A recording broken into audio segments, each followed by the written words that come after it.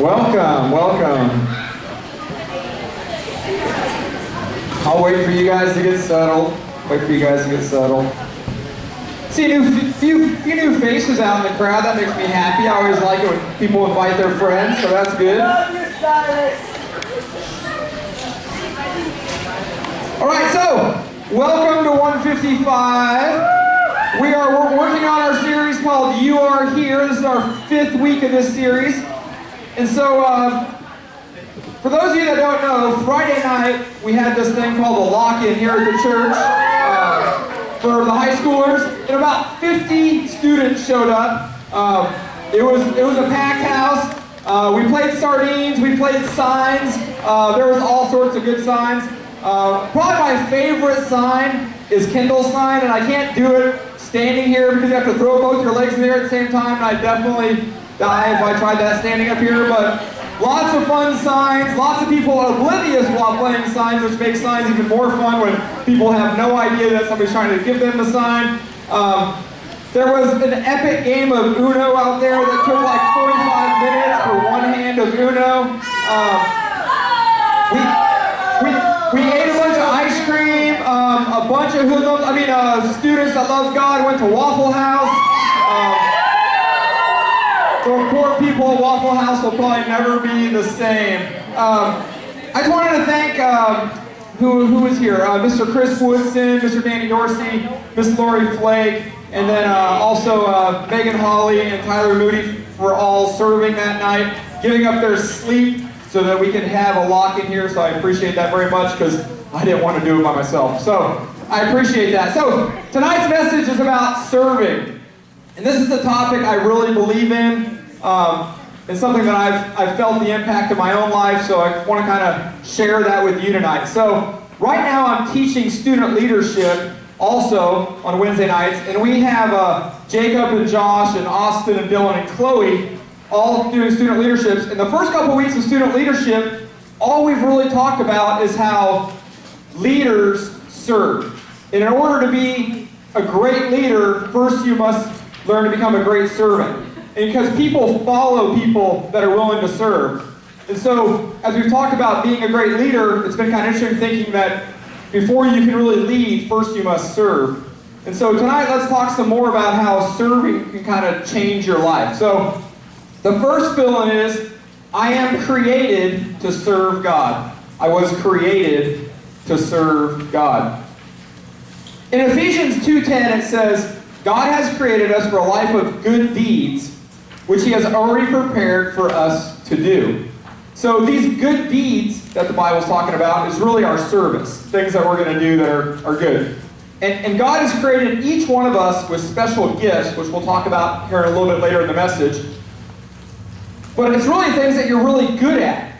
And what it means is that you're going to be serving God, doing things you're really good at. Because that's how He created us, is for us to serve Him. So He gave us these great things that we can do to serve Him. And when we serve Him using our gifts, that pleases God. And so, just so we're clear though, you cannot be saved through service. Sometimes that's a misconception with some people at church, is that, I'm definitely going to heaven because I volunteer a lot. That's not really how that works.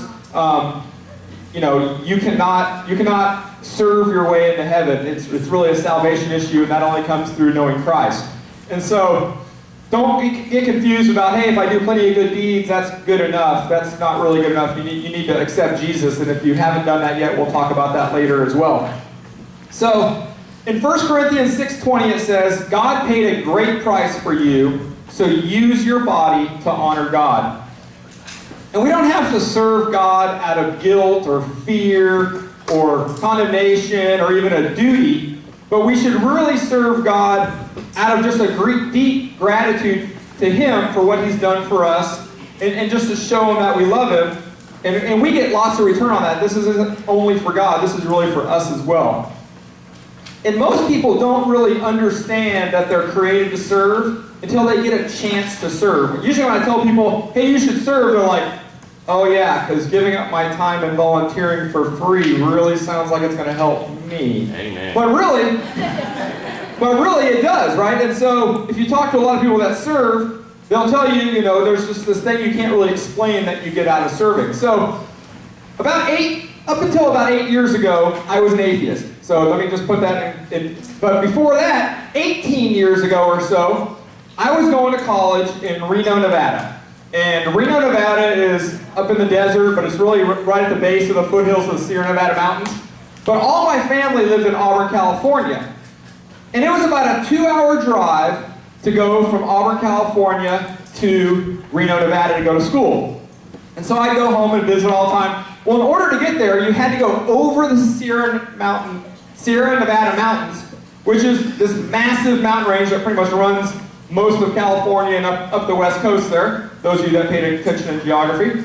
And these aren't mountains like the wimpy ones you guys have in North Georgia. These are like legit mountains, like, you know, 8,000 feet high. And so there's like ski resorts all over the top of the Sierra Nevada mountains because it snows there so much. And so I always had to drive back and forth in the snow, which is always fun. You have to put chains on your car and all this stuff. So one night I'm driving back to college from Auburn, and it's snowing really bad, and it's nighttime, and driving in the snow in the dark is absolutely terrible. It's like that scene from Star Wars where they go into hyperspace and you see all this stuff come at you. That's what it's like driving in the snow at night. All you see is just snow flurries blowing at you the whole time. So it's not very much fun. So there's not a lot of cars on the road. I'm kind of like driving somewhat by myself. But as I come around this one turn on the freeway, I see this car pulled over into the median with its hazard lights on. And as I get a little bit closer, because I'm going slow, I'm only doing like 25 miles an hour, I see this lady like with her trunk open, and she's like taking stuff out of her trunk and throwing it on the ground. And I'm like, I wonder what that's all about. So I pull over slowly behind her, and I get out, and I'm like, is something okay, or what's wrong? She goes, oh, I have a flat tire. And so I start talking to her, and she's a single mom. She's got her 2-year-old infant in the car with her, and she has no idea how to change a tire. All she knows is that she's heard that there's a tire in the trunk in case you need it. And so her trunk's like full of stuff. I don't know if she was like moving or what, but there was all sorts of stuff in her trunk. So I helped her clear out her trunk in the snowstorm, get her tire out, got her jack out and everything, changed her tire for her on the side of the road, because I actually know how to do some car stuff. So I changed her tire for her there on the side of the road in the snow, and she was like so thankful. She's like, let me give you some money. And I'm like, no, I don't need your money, that's fine, just head on your way. And so she was so thankful that I changed her tire for her and she left. But know who else was really thankful? Me. Because all of a sudden I got this like super warm feeling inside, like, wow, I actually like made an impact here. I actually like helped somebody and helped this woman in need who had a small child. And what I realized, and I didn't realize it then, but I realize it now looking back on it, is that was probably like the first sensation I had of realizing that I was created to serve by God. And I all of a sudden had this warmth. And I was so proud of that I felt like, wow, serving was, helping that lady. I didn't think of it as serving back then, but helping that lady was so good. I told all my friends about it. And I thought, man, I'm going to look for other ways to help people because that was really fun. But what I still didn't realize, because back then I didn't believe in God, was that that's what it's supposed to feel like when you do what God has created you to do. And so the more you get to serve, the more you get that feeling of just, I've done something good and something good is happening. So the next point is, I am called to serve God. I am called to serve God. 2 Timothy 1:9 says, who has saved us and called us with a holy calling, not according to our works, but according to his own purpose and grace, which is granted to us in Christ Jesus from all eternity. Now, being called is one of those phrases that you usually only hear in church. You don't really hear people saying, I was called to play volleyball, right? I mean, that's not really like a phrase you hear. You usually hear it in church, and usually you hear it as somebody saying, I was called to be a pastor. Right, that's usually where you hear that phrase, is I was called into ministry, I was called to be a pastor. And a lot of times people feel that tug in their life, like I'm called to do something, especially at youth camps and such, and they immediately come back and they go, I think I've been called to be a pastor. And so we always have to talk to the students and like make sure that's really what it is, because a lot of times it's just called into ministry or called to serve. It doesn't mean called to be a pastor every single time. There's plenty of ways you can serve and do ministry in life without actually being a full-time pastor. And so you need to make sure when you do have that feeling and that calling out to you from the Holy Spirit, that it truly is to be a pastor, not to just called to serve. And so how you serve is totally up to you. That's the beauty of it. You can decide that, hey, the way for me to serve is to go all in. I'm going to be a pastor, whatever that means. I'm going to give up everything. I'm going to stop watching TV, or whatever that means to you. Or it could just mean, you know, man, I need to do something to kind of give back. And so, you know, maybe you've been called to be a pastor. Maybe you've been called to pick up trash after service. I don't know. You could have been called for either one of those things or somewhere in between there. I know there's some people that were called to be great musicians. We probably got some, you know, future worship pastors in our midst where, you know, they were called to do that. Whether or not they're accepting that call yet or not is up to them. But, you know, it's just a matter of everybody's been called for service. And regardless of where you go to school or what you do for a career, if you're a Christian, you are called to full-time service. There's no such thing as a non-serving Christian. Those are not, being non-serving and being a Christian are two totally opposite things. If you're a Christian, you serve. And the reason you do that is because Jesus served. Jesus gave. That's why he came here, was to give of his time and his love, not to take. So anytime you use your God-given abilities to fulfill something, you know, a service, you're really kind of fulfilling that purpose God has for you. So what happens if you don't use your gifts to serve God like we're called to do? You know, is there like a punishment or what happens there? So what happens if your liver suddenly stops working? If your liver stops doing whatever it was designed to do, and I have no idea what your liver does, but just pretend whatever it does, it stops doing that, right? Your body gets sick. I definitely know that, right? If your liver shuts down, you definitely get sick. It's really kind of the same thing with God's body, the church. If you don't do what God has called you to do, there's going to be a gap, because you're the only one that can do what God has called you to do. You have a specific talent that only you can do, that God has designed in you. And if you don't fulfill that gift and that service, the church in the body is going to miss out on that opportunity. In Matthew 20:28 it says, "Your attitude must be like my own, for I, the Messiah," this is Jesus speaking, "did not come to be served, but to serve and give my life." Service is not really an optional thing.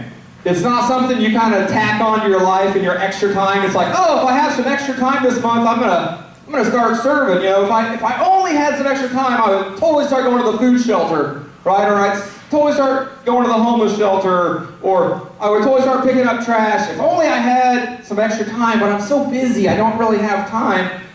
That's not really how that works. It can't be something you kind of tack on in your life. It needs to be the focus of your life, is to give and to serve, are really two key aspects of your life.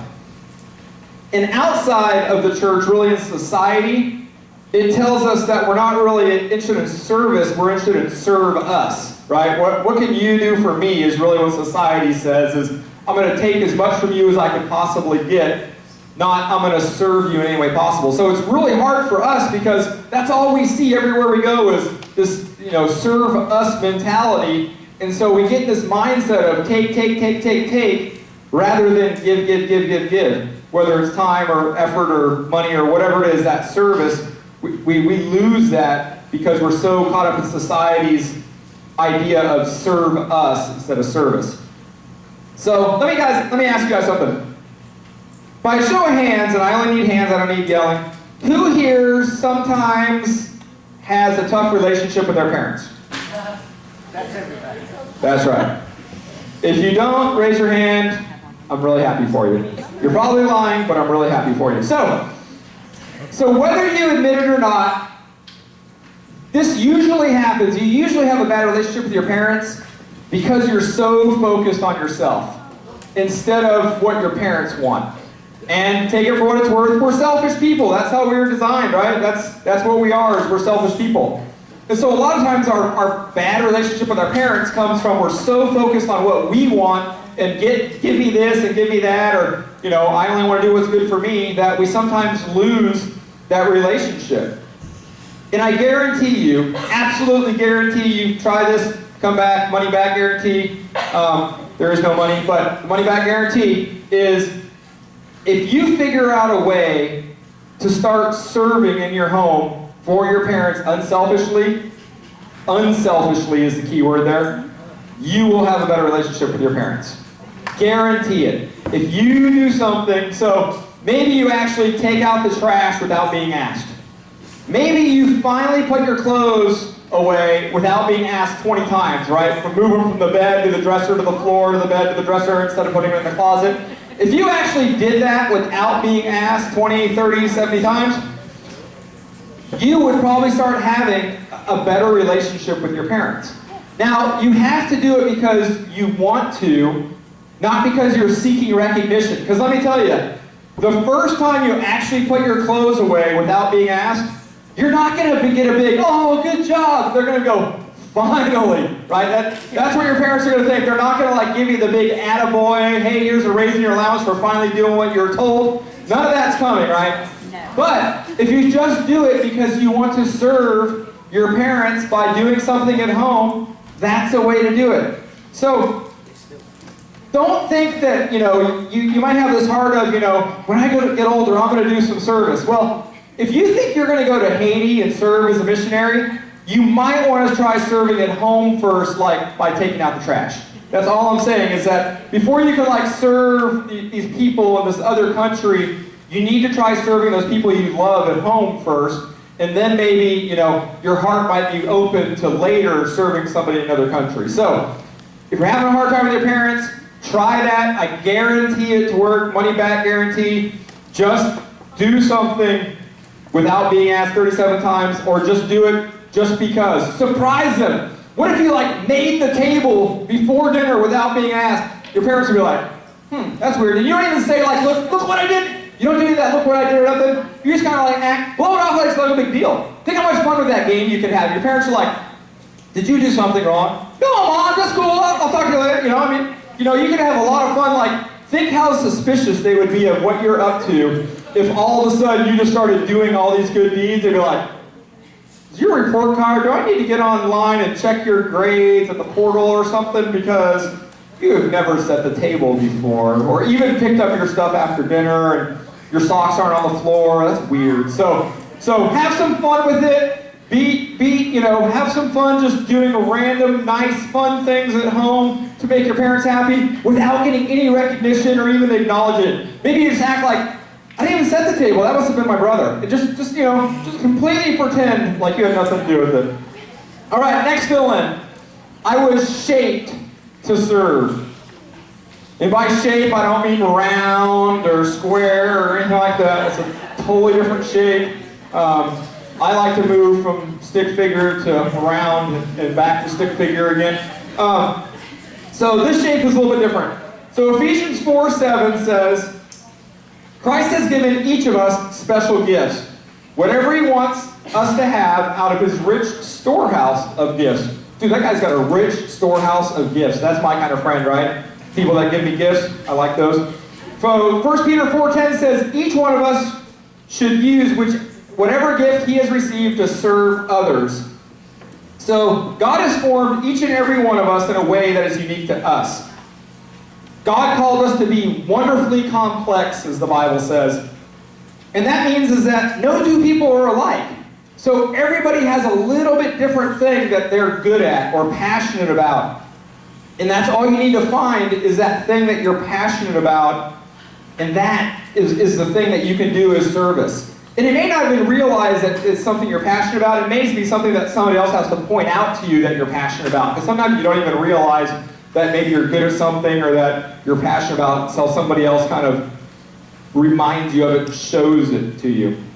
So God doesn't waste anything. He wouldn't give you the abilities, the interests, the talents, the gifts, the personality, the life experiences All that unless he intended to use those for you to serve him. And so it's just a matter of finding where that is. So there's a cool little acrostic on your on the screen here in a second. It's not in your outline, so you'll just have to fill it out somewhere on the border there. I like to make you guys work for it. So S in SHAPE stands for spiritual gifts. Spiritual gifts. So God gives us spiritual gifts, but I kind of talked about those earlier.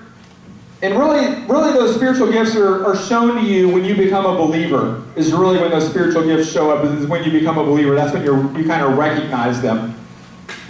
But God gave those to you so you could serve. And often there's more than one gift, but you're not really given all the gifts, right? Because if I was given all the gifts, then I don't really need anybody else. I could just do everything myself because I had every gift. And so if you don't know what your gift is, you're going to get some time to kind of talk about that tonight in your family groups, and you guys can kind of, talk out loud about what you guys think each other's gifts are maybe. So that's S for SHAPE. And H is heart. Heart and passion is kind of the same thing there.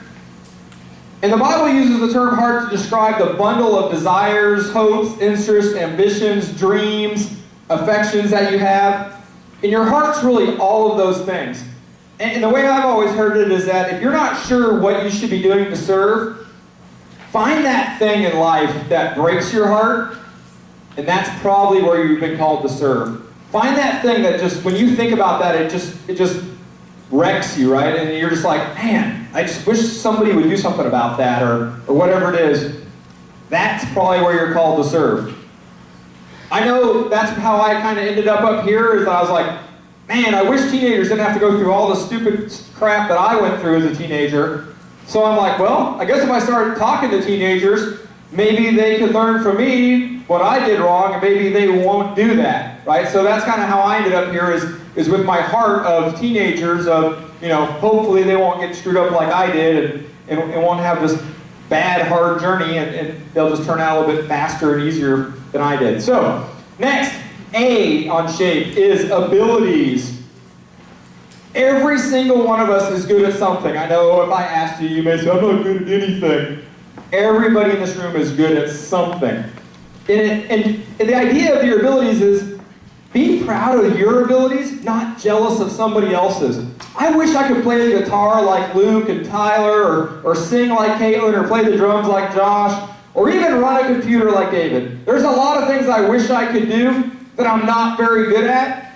So what I have to do is embrace my abilities, the things I'm good at, and just worry about those. So some of the things you might be good at might be writing, painting, playing sports, playing music, playing with little kids, reading the Bible, leading a Bible study, lifting weights, debating, designing, leading, inventing, selling, teaching, cheerleading, whatever, right? I mean, there's a ton of abilities out there. You just need to decide what those abilities are and how you're going to use them in order to serve. And then P in SHAPE is personality.